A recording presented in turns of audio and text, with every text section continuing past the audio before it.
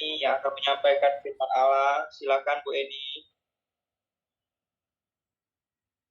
Mari saudara-saudaraku, kita satukan hati kita bersama-sama berdoa. Bapa, di dalam nama Tuhan Yesus Kristus, terima kasih buat hari baru yang Tuhan sudah anugerahkan pada kami.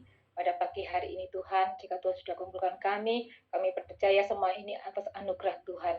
Nah, sebentar kami bersama-sama akan merenungkan firman Tuhan, biar urapi setiap kami ya Tuhan, biar firman-Mu tidak berlalu dengan sia-sia, tetapi menjadi, oh ya Tuhan, pedoman dalam kehidupan kami, menuntun langkah kami kemanapun kami berada.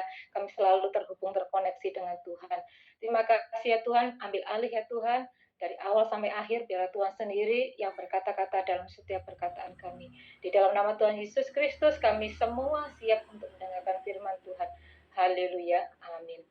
Shalom, selamat pagi. Hamba-hamba. Shalom. Shalom Bu Eni. Shalom.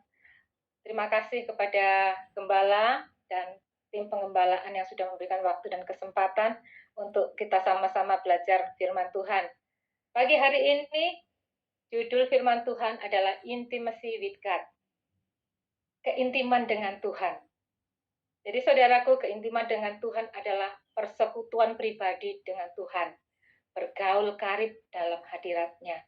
Yang melibatkan tubuh kita, jiwa kita, dan roh kita. Yang kita serahkan menjadi miliknya Tuhan. Daud adalah salah satu tokoh dalam Alkitab yang mempunyai keintiman dengan Tuhan. Daud tidak mengira jika ia akan dipilih dan dipakai Tuhan menjadi orang yang sangat diperhitungkan. Kuncinya adalah dia intim dengan Tuhan. Saudaraku, kerohanian kita juga ini perlu terus dibangun dalam keintiman dengan Dia, Sang Pencipta kita. Kenapa kita ini harus membangun selalu keintiman dengan Tuhan setiap hari? Karena ingin diri kita ini supaya terkoneksi, supaya terhubung dengan Tuhan. Kita sama-sama buka Alkitab kita baca di Yohanes 4 ayat 24. Kita baca bersama-sama. Ya, Yohanes 4 ayat 24, Allah itu roh, dan barang siapa menyembah dia, harus menyembahnya dalam roh dan kebenaran. Perhatikan saudaraku, Allah itu roh, R-nya besar, artinya itu rohnya Allah. Dan barang siapa menyembahnya dalam roh. Nah, rohnya itu siapa? Yang menyembah dia itu siapa? Kan kita. Kita juga menyembahnya dalam roh dan kebenaran. Rohnya kecil. Ya. Jadi di dalam setiap kita menyembah Tuhan, kita berdoa dengan Tuhan, akrab dengan Tuhan, biarlah kita tidak hanya melakukannya dengan tubuh saja, tetapi ada jiwa dan roh kita menyembah kepada Tuhan, terhubung dengan Tuhan, terkoneksi dengan Tuhan. Jadi ada suatu kali ada yang bertanya, bukan bertanya, maksudnya kita saling sharing ya, aku itu loh kok nggak bisa ya kalau doa itu nggak bisa nyambung gitu loh sama Tuhan, itu kayaknya sulit untuk klik, sulit untuk connect gitu loh. Nah, saya punya tips, ya ini bukan tips apa secara saya pribadi ya. Kalau kita berdoa sama Tuhan, oke berdoa, tubuh kita ini kan berdoa. Nah, jiwa kita ini berdoa, jiwa kan terdiri dari ini ada hasrat kita, keinginan kita, kerinduan kita, apa ini ya, angan-angan kita, harapan kita, semua ini jiwa kita ini menyembah Tuhan. Dan di dalam doa, rasakan bahwa di dalam kita ini ada rohnya loh saudaraku. Kita kan terdiri dari tubuh, jiwa, dan roh. Jadi saat berdoa pun, itu rasakan bahwa roh kita ini juga sedang menyembah Tuhan. Roh kita ini sedang terkoneksi dengan Tuhan. Jadi saudara bisa sikap berdoa dengan mungkin duduk, berdiri, berlutut, menyembah Tuhan atau apapun. Tetapi roh kita ini, saudaraku, lebih dalam lagi, rasakan bahwa roh kita ini juga sedang terhubung dengan Tuhan, menyembah Tuhan, memuja Dia, mengagungkan namanya. Nah, dengan begitu kita ini akan merasakan bahwa kita ini sudah terkoneksi dengan Tuhan. Nah, itu adalah tips ya, tips kalau misalnya kita ini kesulitan untuk terhubung, terkoneksi dengan Tuhan. Gimana caranya untuk berdoa itu supaya, eee, supaya supaya enak gitu loh saudaraku. Seperti kita ini ketemu dengan kekasih kita pada waktu kita mungkin masih muda saudaraku, kalau ketemu kekasihnya, ketemu dengan, sweetheart-nya, nah itu kalau ngobrol itu mesti berlama-lama. Pasti, apa ya ini, pengen mencurahkan isi hatinya, senang, susah, diceritakan, apapun diceritakan. Walaupun tidak dengan kata, mungkin perkataan kita itu terbatas, habis kata-katanya. Tetapi dalam diam pun, kalau orang sudah kekasih jiwa itu, dalam diam pun itu bisa merasakan, "Kamu cinta aku cinta kamu." Nah, demikian juga dengan Tuhan, dalam kediaman kita, diam dalam hadirat Tuhan. Tanpa kata pun kita merasakan Tuhan itu cinta saya loh. Saya juga cinta Tuhan loh. Nah, dengan demikian kita ini terkoneksi dengan Tuhan. Terkoneksi itu tidak hanya di mana pada waktu kita duduk untuk berdoa. Di dalam segala aktivitas pun kita dapat terkoneksi dengan Tuhan. Hari ini ada yang sedang di rumah, ada yang sedang di tempat usaha, tempat kerja, ada yang di perjalanan, ada yang sedang traveling. Saudaraku masih bisa terkoneksi dengan Tuhan. Ada hasrat untuk ingin selalu dekat dengan Tuhan. Saudaraku mungkin lagi setir, nah, kalau kita ini ada usaha untuk selalu dekat dengan Tuhan, kita bisa setel lagu-lagu pujian.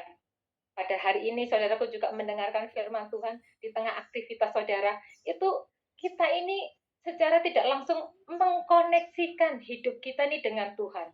Kita masih bisa melakukan banyak hal, tetapi kita juga terhubung dengan Tuhan. Karena kalau kita ini jangan sampai terhubung dengan Tuhan, hubungan kita ini semakin lama semakin jauh kepada Tuhan. Tapi kita ingin selalu selalu terhubung, terkoneksi dengan Tuhan. Dan kemudian apa? Kalau kita intim dengan Tuhan, Tuhan akan memberitahukan kepada kita hal-hal yang besar. Kita baca Yeremia 33 ayat 3. Berserulah, saya ulang dulu ya, Yeremia 33 ayat 3. Demikian firman Tuhan.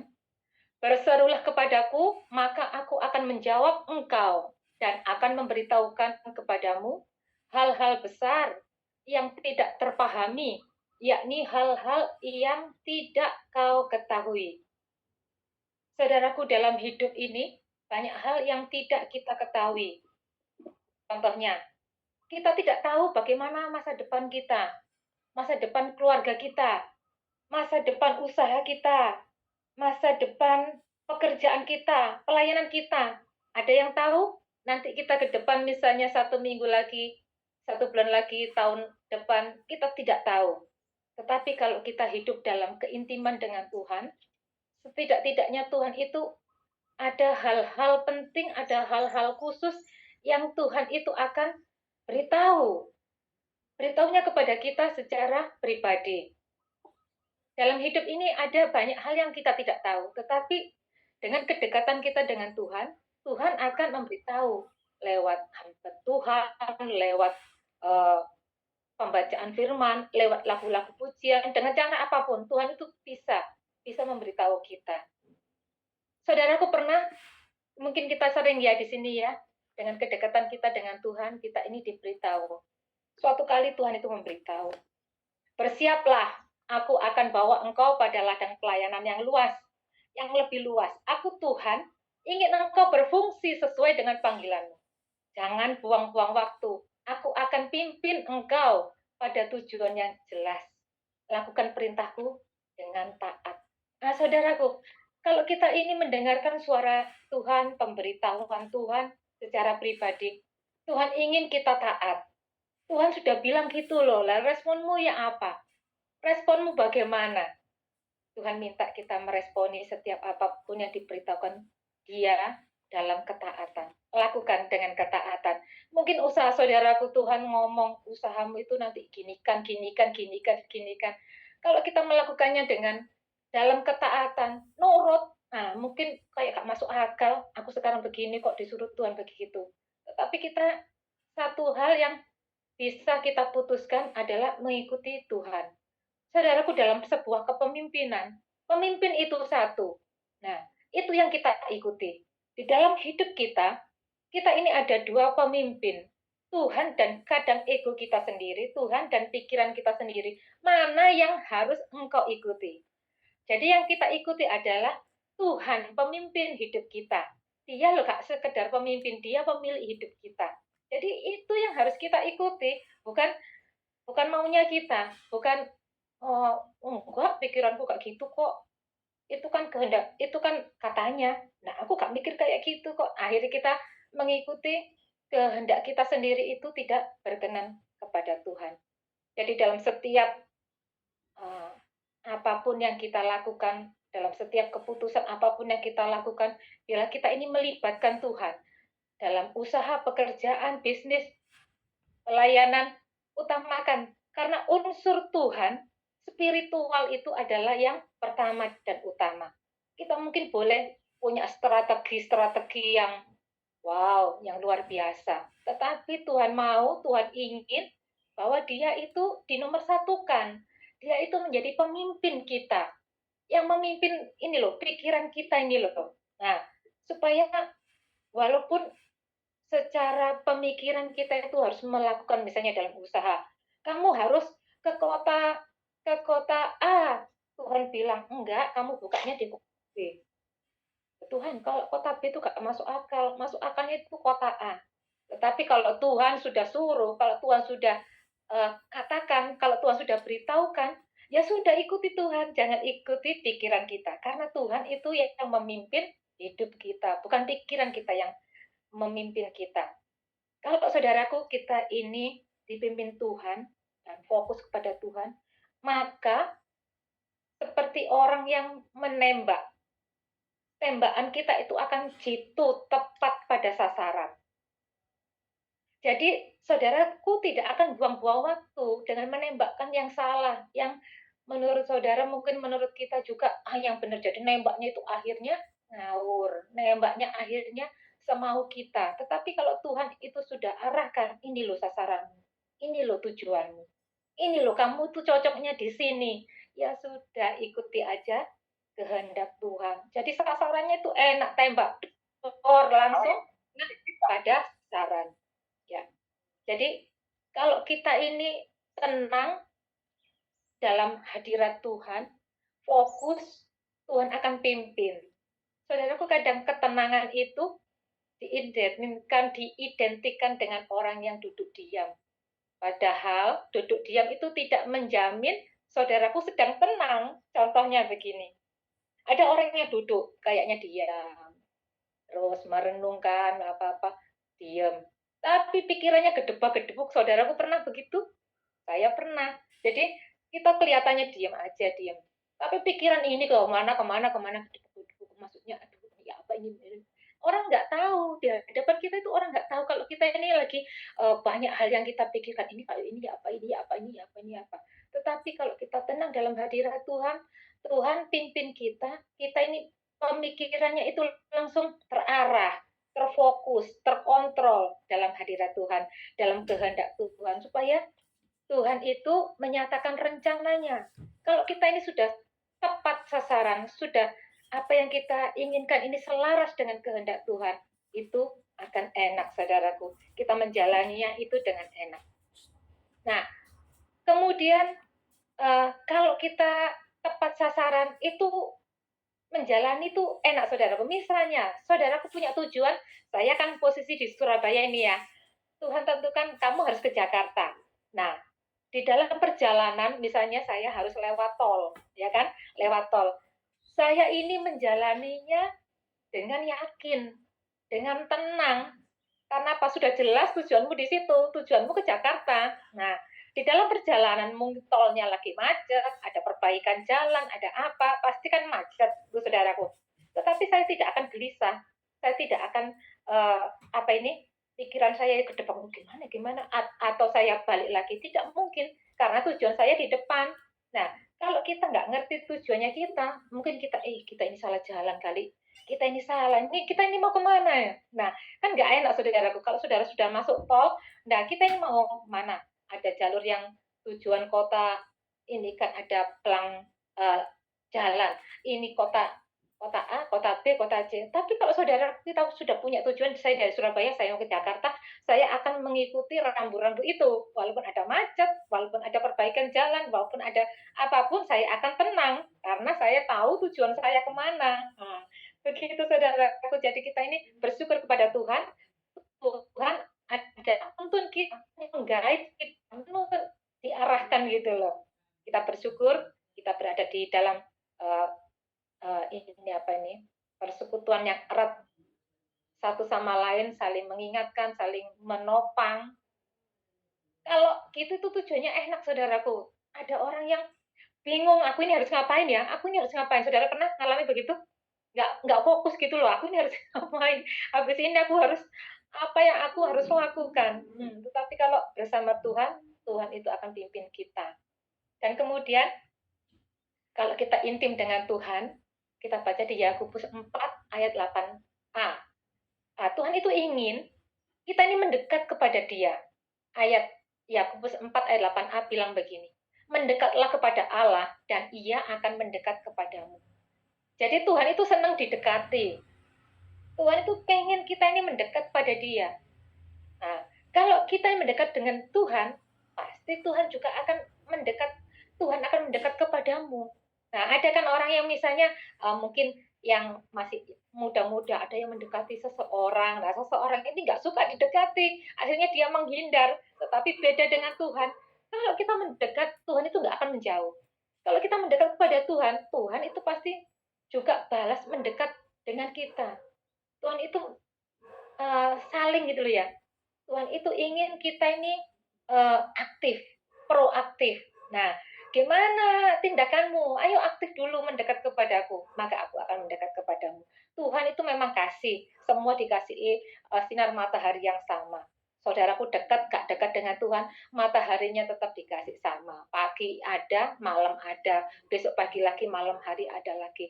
Tetapi saat kita mendekat dengan Tuhan, tidak hanya tubuh kita yang mendekat dengan Tuhan, tetapi jiwa kita, roh kita ini mendekat dengan Tuhan. Kita ini masih ada di bumi ini, tujuannya adalah untuk memuliakan nama Tuhan. Roh kita ini terkoneksi dengan Tuhan. Kalau kita ini di bumi ini nggak ada fungsinya, nggak ada gunanya di hadapan Tuhan, ngapain kamu dilahirkan di bumi? Kan Tuhan bilang gitu. Ngapain kamu dilahirkan? Ngapain kamu ada di bumi? Karena aku ingin kami itu menyembahku dalam roh dan kebenaran. Tuhan tidak suruh saudaraku berdoa diam di rumah 24 jam. Tetapi dalam segala aktivitas apapun, saudaraku tetap tetap bisa mendekat kepada Tuhan. Saya bersyukur sekali di sini ada yang setir, ada yang perjalanan traveling, tetapi tetap mendekat dengan Tuhan dengan cara-cara yang saya sampaikan tadi sambil setir, tidak mengganggu pemandangan saudara. Mungkin saudara bisa off cam pun saya menghargai setiap usaha saudara. Pasti saudara punya alasan misalnya off cam. Kalau bisa ya saya juga on cam. Nah, tetapi kalau nggak bisa ya sudah. Yang penting saya ini punya kerinduan untuk dekat dengan Tuhan. Mungkin saudaraku harus lihat ke depan atau bagaimana, gak apa-apa. Yang penting niat kita, usaha kita untuk selalu mendekat dengan Tuhan. Di tengah aktivitas apapun setiap hari, kita masih bisa mendekat kepada Tuhan. Nah, saudaraku, saya punya kesaksian. Kesaksian ini adalah ada hubungannya dengan mendekat kepada Tuhan dan ada hubungannya dengan ketenangan di dalam Tuhan. Nah, ini sudah lama ya, tapi itu tidak akan maksudnya dalam kerohanian saya itu punya andil yang besar. 27 tahun yang lalu, cukup lama ya saudaraku. Itu kurang lebih 2 bulan, 3 bulan sebelum saya menikah. Nah, sekarang kan sudah menikah, berarti saya menikah 27 tahun yang lalu. Nah, pada waktu itu ada acara youth camp. Loh, saya juga pernah youth loh saudaraku. Jangan dikira saya langsung ikut ibadah umum. Saya juga pernah mengalami yang namanya ikut ibadah youth. Nah, waktu itu ada youth camp. Youth camp ini diadakan di daerah Lawang. Nah, Lawang, saya ingin rindu untuk mendekat kepada Tuhan dengan cara mengikuti itu camp ya, kayak semacam retreat gitu. Saya tidak ada yang kenal, kemudian saya dengan rombongan sekitar ya mungkin 5 orang lah dari gereja saya, kita sama-sama, saya waktu itu juga masih masih mau menikah, 3 bulan sebelum menikah kurang lebih. Nah, di sana pujiannya luar biasa, hadirat Tuhan luar biasa, eee apa nih, mukjizat-mukjizat dinyatakan luar biasa. Sampai pulang pun, nah pulang pun ini kita merasakan hadirat Tuhan itu seperti ini loh ya, seperti tubuh kita ini, terus pinggir-pinggirnya itu kayak ada ini loh, kayak apa, magnet, kayak kalau ada misalkan kayak wuk wuk wuk wuk gitu ya, saudara pernah mengalami seperti itu ya? Dalam hadirat Tuhan seperti, pinggir-pinggir kita itu kok kayak seperti ada apanya, kayak wuk wuk wuk wuk, itu yang saya rasakan waktu itu. Pulang dari youth camp, sore, waktu itu sore, sampai rumah sekitar jam 4 sore, jam 4 sampai jam 5 lah, sekitar jam 5 sore. Kenapa saya sampaikan jam? Karena saya waktu itu pulang, tidak langsung pulang ke rumah saya, tetapi pulang ke calon calon mertua saya, calon masih calon ya. Nah, kemudian, karena menunggu nanti nanti agak gelap, nanti saya anterin pulang, saya itu rindu untuk dekat dengan Tuhan itu, saya pinjam satu ruangan. Saya pinjam satu ruangan untuk berdoa di situ kan, di situ pas kosong ya, ruangan itu nggak dipakai, maksudnya nggak ada orang keluar masuk, terus saya berdoa di situ. Saya menyanyikan nggak berdoa kayak apa, rasanya pengen deket gitu loh, pengen deket. Kayak orang tuh kalau ketemu pacar itu rindu gitu loh, ketemu ketemu Tuhan. Nah, kemudian, eee ada satu, saya waktu itu posisi PW ya, ini ada saya ambil supaya empuk ya, saya ambil guling, saya itu tuh duduk gini sambil nyanyi puji-pujian bla bla bla bla, ternyata saudaraku luar biasanya, Tuhan itu seperti bawa roh saya itu naik naik seperti melewati, jadi ini kan di bumi ya saudaraku ya, di bumi ya, terus naik naik naik naik naik naik naik tinggi, melewati gunung-gunung, gunung gunung, terus terus dari gunung-gunung naik naik lebih naik naik lagi lebih naik lagi. Nah, dari gunung-gunung itu kelihatan indah sekali, hijau sekali, kemudian ada burung raja wali yang terbang. Tenang dalam hadirat Tuhan. Selama seumur hidup, itulah ketenangan yang pernah saya rasakan dan sampai dengan hari ini saya merasakan indahnya dalam hadirat Tuhan. Dan tercipta lagu ini saudara, bukan tercipta, saya kembali ingat lagu itu. Ini. Ku kan terbang bagaikan berkicauan Kayaknya nggak bisa deket-deket hari ini. melayang tinggi, rohmu pimpinku oleh kuasa kasihmu. Kasihmu melingkupi hidupku, bawaku dekat pada. Aduh saudaraku, indah dalam hadirat Tuhan. Kalau aku nyanyi itu lagi nanti ingat kembali, aduh betapa Tuhan itu memberikan ketenangan di dalam tubuh kita, jiwa kita. Terus terus terus terus terus naik naik naik tinggi tinggi tinggi. Kemudian saya itu melihat ke bawah seperti ada seperti sobekan-sobekan kertas putih itu diturunkan dari atas. Jadi ini entah apa itu saya tidak tahu. Oh, terbang dari atas turun ke bawah. Tuhan itu apa itu Tuhan? Atau anugerah Tuhan? Atau apa? Aduh Tuhan. Saudaraku, itu adalah pengalaman yang pengalaman spiritual yang begitu begitu berkesan sampai dengan hari ini. Saya itu merasakan kedamaian yang tiada tara. Apapun di bumi ini yang membuat kita tenang. Hanya itu saudaraku rasanya aduh tenang sekali. Nah, tapi ini ada errornya. Itu enggak tahu itu peristiwa itu berlangsung mungkin 45 menit atau 1 jam. Terus jadi saya ini posisinya diam ini sama guling terus tak ginikan. Nah, waktu itu masih calon ya, sekarang yang suami saya ini ya, tiba-tiba itu ngantarkan saya pulang, tiba-tiba ngetok pintu itu maksudnya ngetok pintu langsung dibuka, "Ini doa kok tidur?" Ya, aduh jadi terputus terputus koneksi. Aduh rasanya saya ini aduh, gimana rasanya langsung aduh, nggak bisa ngomong. Terus begitu sudah agak tenang saya bilang, "Aduh, nanti lain kali kalau aku lagi duduk diem gitu, sudah biarin walaupun 2 jam, 3 jam nggak apa, dimulailah, aku nggak tidur. Sudah nanti waktunya tidur pasti aku aku akan tahu waktunya tidur. Nah, sejak saat itu sudah saya nggak pernah di bukan diganggu ya, maksudnya tidur."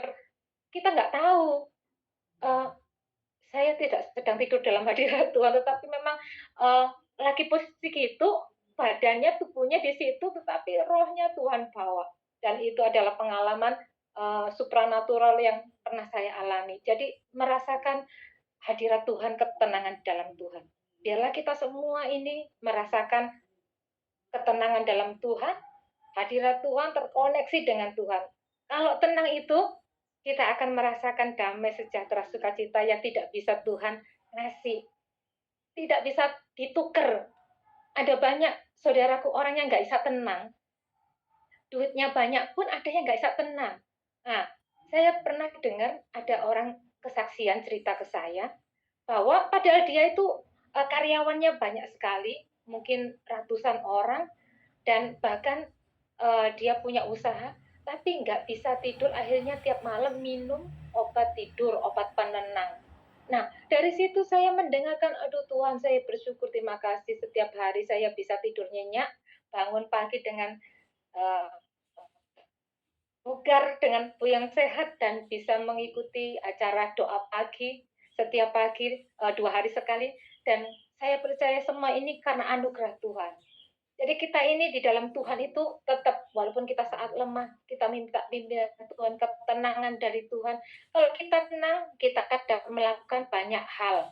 Hanya dekat Allah saja aku tenang. Hanya dekat Allah saja ada pertolongan. Tetap semangat, never give up. Amin, saudaraku.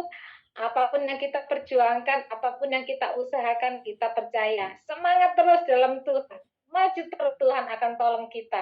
Maju terus, Tuhan akan bela kita. Maju terus, Tuhan ada di depan dan menyambut kita. Ayo ke sini, ke sini, ke sini. Seperti begitu Tuhan di dalam alam spiritual itu saya seperti, ayo, ayo ke sini, ayo cepet-cepet ke sini, melangkah, melangkah, melangkah, melangkah terus. Demikian juga dengan saudara. Apapun yang saudara kerjakan, apapun yang saudara lakukan, biarlah kita semua ini dalam pimpinan dan tuntunan Tuhan. Saya kira cukup sekian firman Tuhan. Biarlah firman Tuhan hari ini menjadi ah, pedoman kita dimanapun kita berada, kita selalu terhubung, terkoneksi dengan Tuhan. Amin. Bapak, Ibu, saudaraku kekasih dalam Tuhan. Amin. Puji Tuhan. Kita satukan hati, kita berdoa.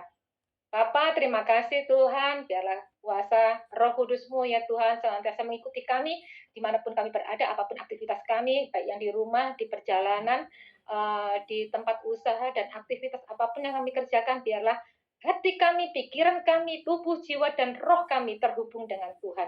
Dan kami tidak mau ya Tuhan, hubungan kami dengan Tuhan terputus Tuhan, tetapi kami ingin selalu melekat, mendekat kepada Tuhan. Dan kami percaya Tuhan, apapun yang kami kerjakan semuanya itu seturut selaras dengan kehendak Tuhan. Terima kasih Bapak, terima kasih. Kami bersyukur buat hari ini. Hari baru, hari yang telah dijadikan Tuhan buat kami. Terima kasih. Kami menyambut hari ini dengan sukacita. Kami menyambut hari ini dengan penuh kemenangan. Kami menyambut hari ini dengan semangat yang baru. Hadirat Tuhan melingkupi kami dimanapun kami berada. Tuhan senantiasa bersama dengan kami. Ada roh Allah yang mengikuti kami dimanapun kami pergi, dimanapun kami berada. Terima kasih Tuhan, hanya di dalam nama Tuhan Yesus Kristus, Tuhan dan Juru Selamat kami satu-satunya. Di dalam nama Tuhan Yesus Kristus kami sudah berdoa dan mengucap syukur. Haleluya. Amin. Amin, puji Tuhan. Selanjutnya kami serahkan kembali kepada Pak Nando atau kepada hambanya, kami persilakan.